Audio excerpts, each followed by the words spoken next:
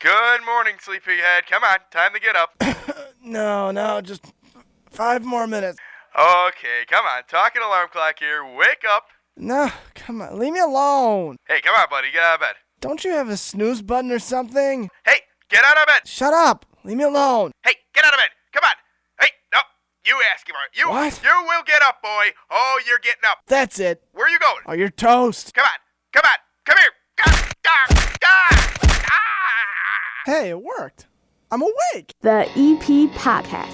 Heard everywhere podcasts can be found. And always at the eppodcast.com.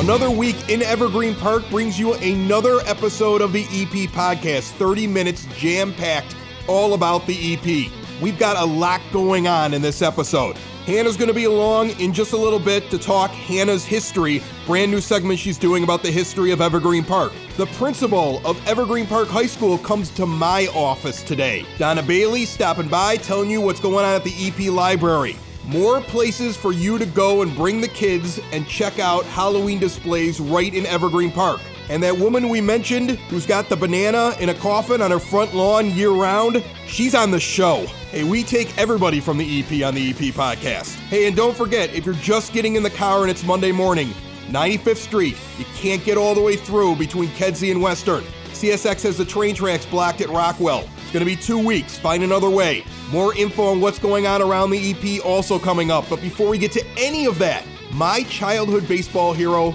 was Ron Kittle. I was a White Sox fan. He was a White Sox player.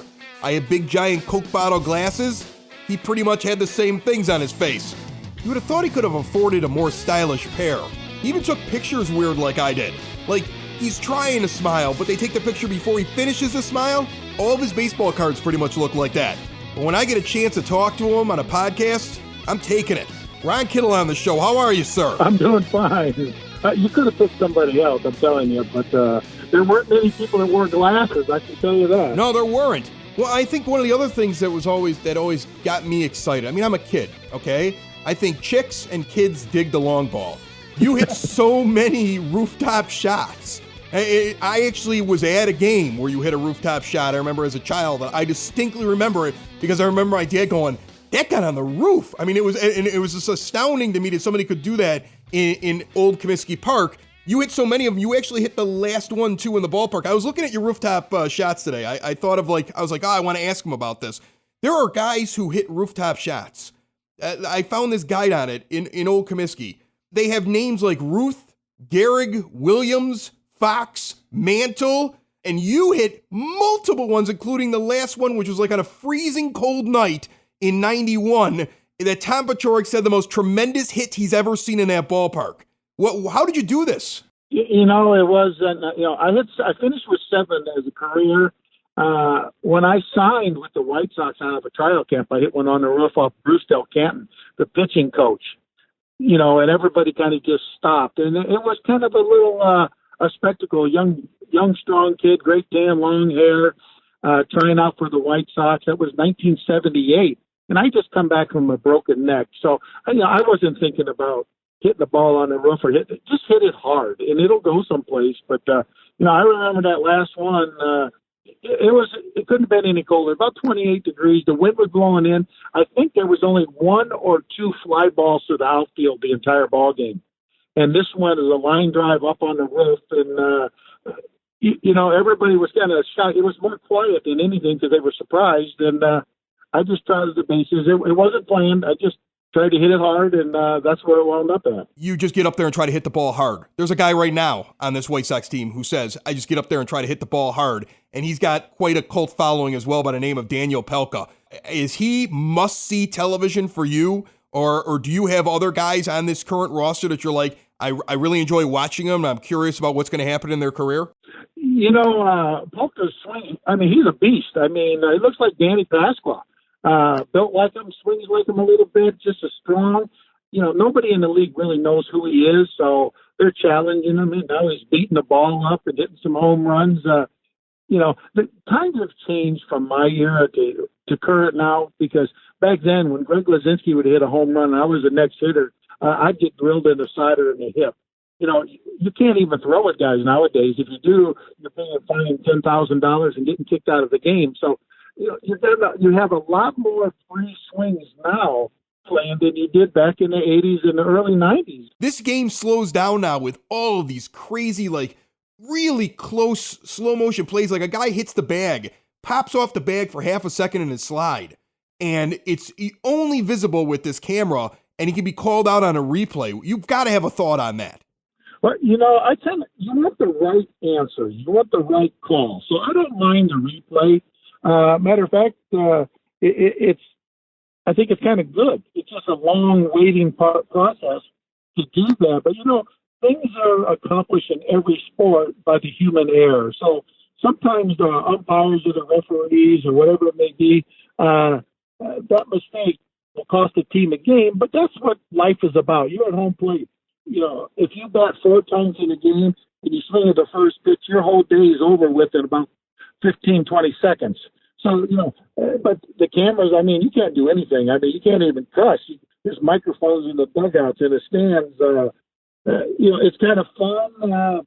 You know what? It's television, it's radio, it's live, and people want to know all the little things about the game instead of just going out there and, playing it and watching it and enjoying the sport. But I guarantee you there's a lot of people refrain from cursing a lot on the field because the microphones are so close. Well, Ron Kittle, I really appreciate you coming on the show. It was a blast for us. Well, it's my pleasure, and anytime you want to shoot the breeze, you just give me a shout, and we'll get this thing taken care of. And if I'm in your neighborhood, I just might stop by. That would be, oh my gosh, I don't know what I would do with myself. I would be very excited. I thanks. Now I've run out of things to say, Ron. You've made my day. We're going to get off the phone. I'm going to just skip throughout the house. Ron Kittle might show up at my house. Like every time the doorbell rings now, I'm going to be like, kids, that could be Ron Kittle. That could be Ron Kittle.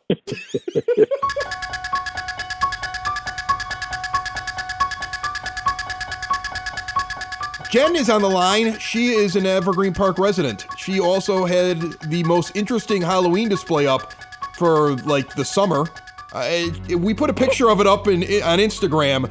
It was a coffin with a giant banana suit inside of it. Is that what it was, Jen? Yeah, it's an inflatable banana. Inflatable banana. So this isn't like one where like you go to Lollapalooza, you see the guy walking around wearing a banana. No, it's like an inflatable banana, like you could use in a pool or something, but I put it in my coffin. First of all, is it a real coffin? Yes, it's an actual coffin. How do you go about acquiring your own coffin? I'm sort of a Wednesday Addams. Like I have a lot of taxidermy and skulls and dead things in my house. And my ex-boyfriend was a funeral director, and he's like, hey, I can get a coffin. So I got a coffin. I just kind of went with everything else that goes on in my life. What block are you on right now? You're in Evergreen Park. Yeah, it's the 2700 block of 90th Place. 2700 block of 90th Place in Evergreen Park. That's right. And you have a coffin that sits on the front lawn. Why the coffin and the banana? Well, it was just a coffin for a while, but then my my neighbor started complaining about it. And I got a little bit annoyed with the complaints, so I put a banana in it just to kind of annoy them more. So you were like, whoa. I should be able to put a coffin on my front lawn, on a Tuesday without it being harassed. And they were like, this is really weird, the coffin on the front lawn. So your response was, banana in the coffin now. Yes, let's just get weirder.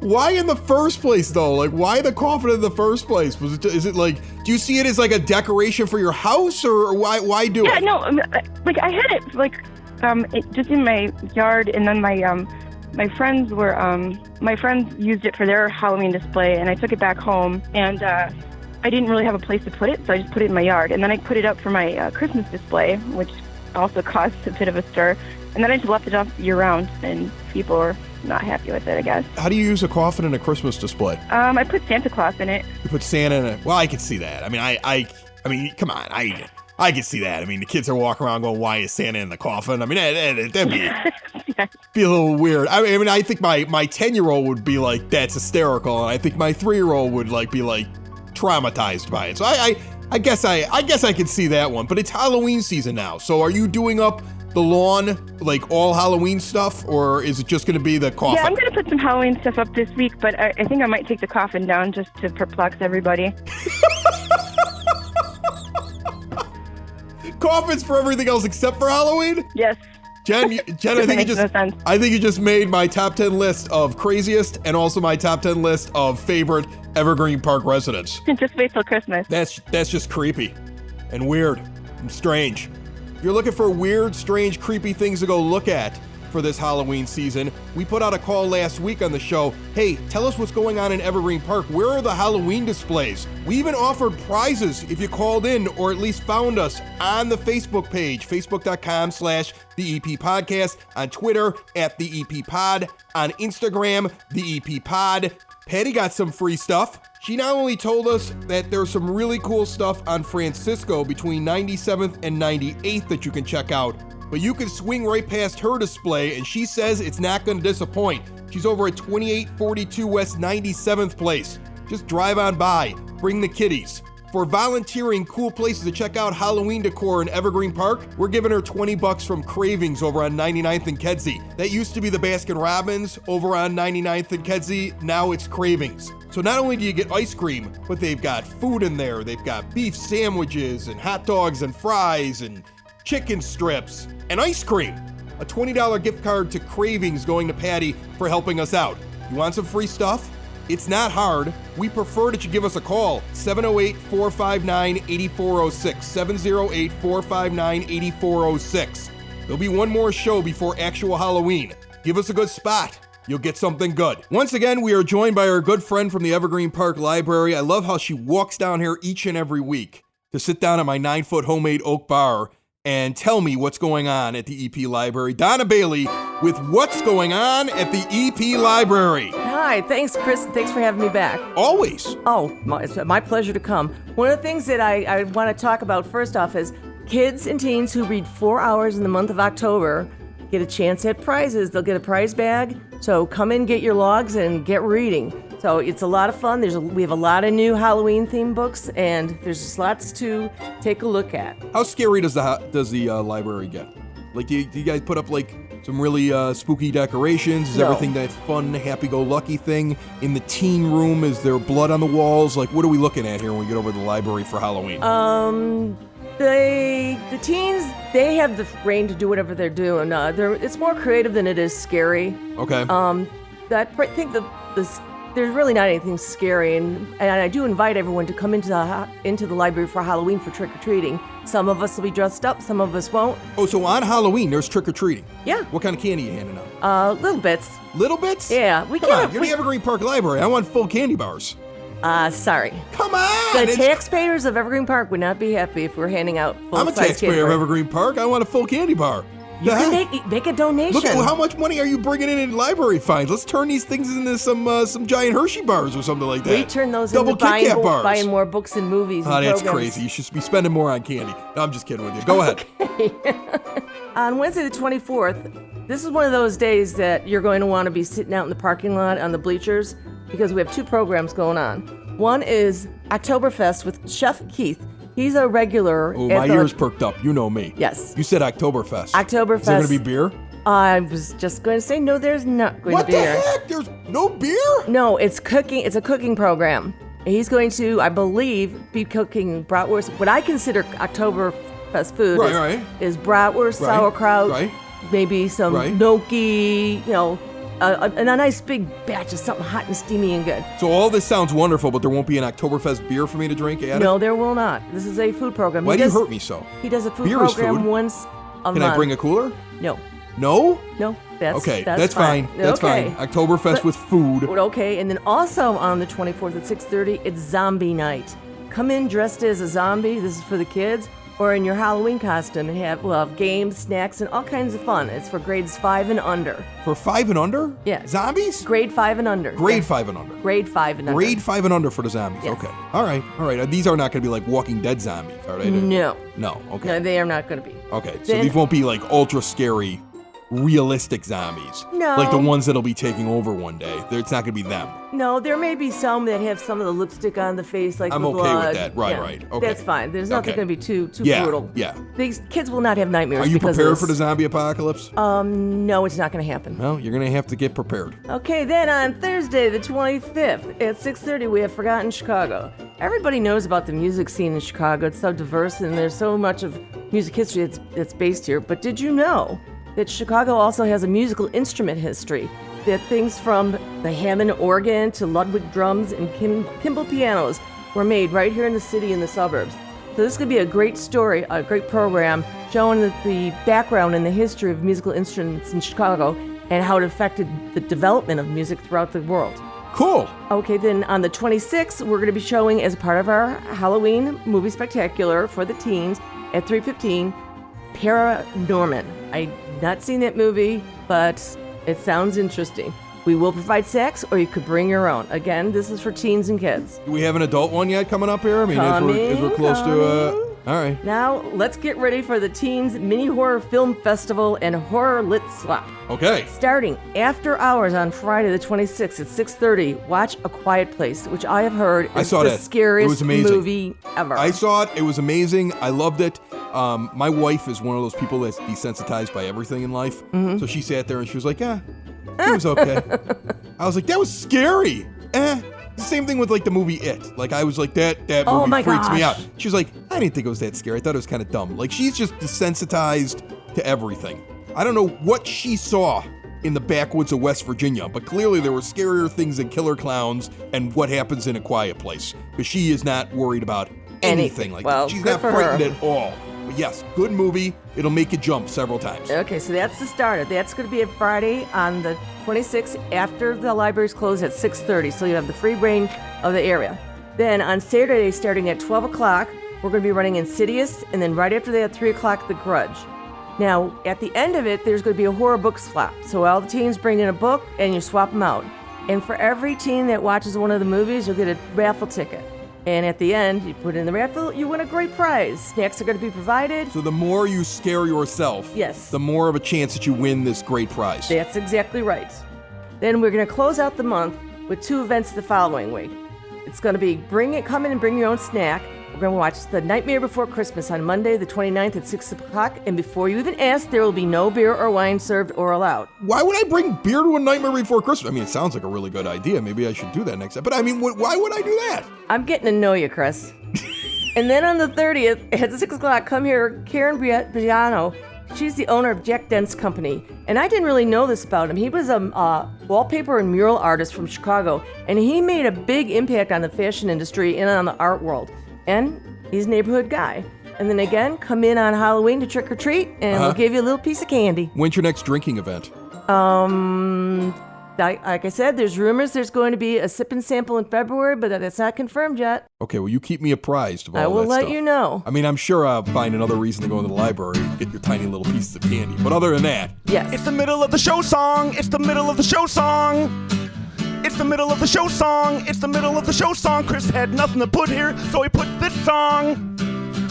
It's the middle of the show song. Bill Sanderson is the principal and also assistant superintendent over at Evergreen Park Community High School. And he recently had a phone conversation with my daughter, who's in the 7th grade. Audrey also hosts her own podcast, by the way, called Growing Up on a Podcast, For Kids, By Kids. I don't get it at all. They talk about Fortnite, like, a lot. But anyway, there was a shadow day this past Friday over at Evergreen Park High School. And while I'm out with my wife, like having dinner, my daughter calls me up and goes, I set myself up, I'm going to shadow day. And they're both down here right now to tell me all about it. And everything else that's going on over at the high school, especially with new kids thinking about where they're going to be going to high school in the next couple of years. Bill, you were probably shocked to talk to her on the phone, huh? You know, when I first got the phone call, I wasn't sure, adult, young child, but it was an extremely mature voice that was very well read. And I was listening to it with my wife next to me, and my wife says, this is the sweetest thing I have ever heard in your 11 years of playing messages. And so when I called her back, I asked for Mr. and Mrs. Lanuti, and she says, well, this is Audrey. And I said, okay, I guess we're going to do business right now, me and you. Yeah.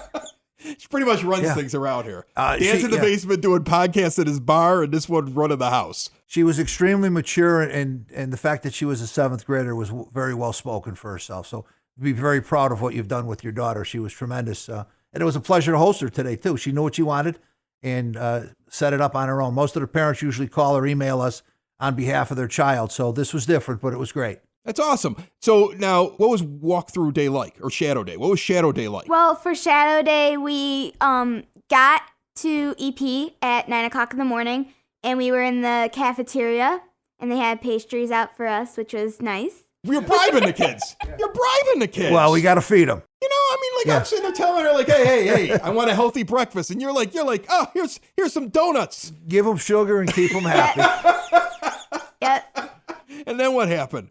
And then we went. Then they give you a couple of soda pops. No. Put on some movies. We did have our recruitment video on it. That is true. Why they sat there and waited for There were some us. explosions in the background. Yes. Right. Okay. And then we went after they introduced us to our shadow companions. They let us go to their second. Is it step? Second and third blocks. Because blocks. we're a block schedule. A normal traditional schedule is 7 or 8 periods. They would say periods. Yeah. Right. So we have 4 blocks. And so you went and you did that. Yes, we went to the second block because first block was already over. Uh-huh. And I went with Kylie, and we went to woodshop, which is her second block, and I got to make a flag. Is there a lot to do at Evergreen Park High School? Like, I mean, is it a varied experience? Do the kids get a lot of different electives and things they can go and kind of explore different things, or are they kind of pigeonholed in? There are a lot of opportunities. The nice thing is they get to pick their classes. There are obviously electives, core classes that they have to take. But throughout the 4 years, they can take options such as woodshop, metals. They can learn HVAC. They can go into the fine arts and take foreign language. They can go into probably one of our biggest elective areas is our music, choir, and color guard. They pick their courses freshman year. We kind of place them based on their scores and recommendations from their grade school. And then we formulate a plan with the parents moving forward. I have to be the kind of parent that you as a recruiter, you like enjoy the challenge of somebody like me. I went to Catholic grammar school and I went to Catholic high school, and I put my kids in private school as well, but she's interested in going there. Am I the most difficult person that you deal with? Is somebody like me who's kind of had their kid on one path and you're trying to convince me that this is like where I should send my kid for high school? You are actually typical for this community. We know that there's a lot of legacy and family tradition that's in this community. Our goal, again, is to get everybody, but I strongly believe that if you give me the opportunity to take you on a tour of the building and talk to you about our programs and our opportunities for an hour, I'm going to at least give you a tough choice. You may decide for a lot of reasons not to come to Evergreen Park, but it won't be because of the opportunities, because of the academics that your son or daughter would have. You have a bunch of things coming up. You do a placement test. Now, this is for the kids that are not going to Central, right? This is for the kids that are going to a private school, and you're trying to figure out where these kids will fall if they decide to go to Evergreen Park High School? Correct. So we offer a placement test. They have to take it in order to enroll at Evergreen Park. So our Central students take it right at their school. They are kind enough to let us administer their test during their 8th grade in October. But for our private school or non-Central going students, we set up a special date, which this year will be on Saturday, November 17th from 9 till 12. Any student taking the test will have to prove residency, but it is a placement test that is free. As long as you live in Evergreen Park, you are already enrolled or already accepted. The difference now is what types of courses will you be taking. So that placement test is on Saturday, and this one is separate just for the private school or non-Central going students. And then there's fun stuff for you too, sweetheart. Did you see this? They got some things going on here.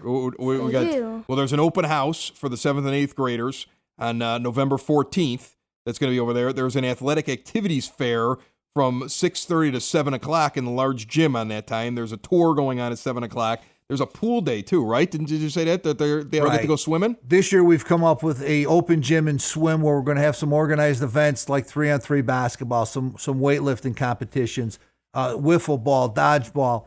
That is November 20th. Registration from 4:30 till 5. It's open to any, again, Evergreen Park 7th or 8th grader. And from 5 to 7, we'll have pizza, we'll have some shirts, and we'll just have a lot of fun and just open the place up for kids to enjoy themselves. And again, get an exposure to what they have the opportunity to go to for their 4 years. Did you have any questions, sweetie? I don't believe that I did. No? You got them all answered? They just give you pastries and you're ready. That's it? Just some pastries? If you know what she told me? She's like, the cookies are so good. And I'm like, what? She goes, it's a special cookie recipe. I'm like, it's a special cookie recipe? She goes, yeah. I'm like, I don't think that they've got a secret, like, copyrighted cookie. Right? They don't have a trademarked cookie over there at Evergreen Park. You don't, do you? Well, we don't. The nice thing is... These are standard high school cookies, right? It's a standard high school cookie. We are fortunate to have a pretty good food service. And even for our kids today, we made sure that they ate what our typical student would eat during the week. As far as the shadow day goes, we try and pencil in one large shadow day, but any student who's already, again, in our community can shadow at any time just by reaching out to myself or our counseling department. Give us 48 hours and we'll set it up. It won't be the same as today where we had over 30 students, but we will make it special for that individual student. We'll tailor it to them. We'll make sure that if they have a student that they want to be with, that we'll do our best to make sure that they'll follow their schedule. If somebody wants to do a shadow or learn more about Evergreen Park High School, how do they contact you? Easiest way to reach me directly is Bill Sanderson at evergreenpark.org or bsanderson@evergreenpark.org, or they can call me directly at 708-398-1233. Whatever time you call me, all those messages go to my cell phone. I will call you back that day, night, or weekend. Bill, thanks for coming down. I appreciate you. Thank you. It was my pleasure. And again, your daughter was a pleasure to have today. So thank you very much. Used to keep it cool, used to be a fool. All about the bounce in my step. Watch it on the news, what you gonna do? I could hit refresh and forget. Used to keep it cool. Okay, so you guys want to start a podcast. Yeah. What we need to do is start from scratch. There's lots of podcasts Got like now. 6 of them now. Yeah, 12 podcasts that I'm doing a week. I come down here into the bar, I drink all day long, and I do podcasts. My wife is like, you have a problem. I love your new And it's job, not Chris. it's not the drinking, it's the podcast. There's too many of them. Should I keep it light, stay out of the fight? No one's gonna listen to me. If I write a song, preaching what is wrong, will they let me sing on TV? Should I keep it light? You're gonna eat lightning. You're gonna crap thunder. Is that right? You're gonna be a greasy Italian tank. Way up we go. Been up and down that road. Way up, oh no. We gon' burn the whole house down. Watch me standing in line. You're only serving lies. You got something to hide. We gon' burn the whole house down. Broadcast basement. Growing up on a podcast. Sox in the basement. The EP podcast. 30 minutes of good in a world of dumb. We gon' burn the whole house down. The EP Boys Club 2019 baseball registration begins already this month. You can sign up or get information at epboysclub.com. It is now time for a new segment that we just tried out recently, and we're going to continue because you got such a response off of the first time you did this, to the point where people were sharing your picture of that ridiculous rooster that used to be here in Evergreen Park on their Facebook pages, and then people were hunting. People are still looking for the rooster head. Bring me the head of the rooster. Someone thought I'll they give out found it gift in cards Homer for that Glen. as well, huh? Someone thought they found it in Homer Glen. If somebody but- finds the head of the rooster, I may put a cash bounty on it soon. All right. For the head of the rooster, but it's got to be the legit head of the rooster. Yeah. I want legit head of the rooster. I'll put a $50 cash bounty on legit head of the rooster. If somebody can bring the legit head of the rooster that used to be over there on Kedzie that you mentioned the last time you did the segment, we're going to kick off right now, otherwise known as It's Time for Hannah's History, the history of Evergreen Park, Hannah. So I was looking around for some history tidbits, and I'm always looking for a story, and I'm looking for something kind of scary, spooky. We're getting up on Halloween. Evergreen Park has been around for forever. There's something creepy had to have happened here, and I find nothing. See, this is the problem, because you're from New Orleans, where everything is haunted. This is your time of year, and it bothers you. It does bother me. Okay. So I kept looking. I said, okay, I can't find anything spooky. We'll get to that in a minute. But so Evergreen Park, been around for a while. I want to say the first farmers, rolled up with their wagon in like 1828. Well, 1888, they built St. Mary's Cemetery. And of course, there's probably 10 people living out here at the time. Okay. So... And a lot of dead people. And a lot of dead people. Because they built a cemetery. Right. Okay. That Chicago ran out So of room St. for. Mary's was first. Yes. Okay. That Chicago ran out of room for. So here come all the Chicago people on the train, gonna come down to St. Mary's, gonna bury their folks. Everyone's ready to They leave. took the dead bodies on the train? Oh, I'm sure. I think you're just making stuff up. I am not. How else you gonna get a dead body? Oh, the horse and wagon. They Yes, take the horse and wagon. wagon. And the people go on the train. Take them on the train. Take 'em on the They train. prop them up like it's Weekend at Bernie's. Okay. Take them on the train. Well, funeral's over. Everyone looks around, say, well, we came all the way down here. Funeral's over. Now we're just going to turn around and go back. So people saw a need. We're going to open up restaurants and bars. So after the cemetery opened, restaurants and bars popped up everywhere Okay. for the after parties. And they made money off of it.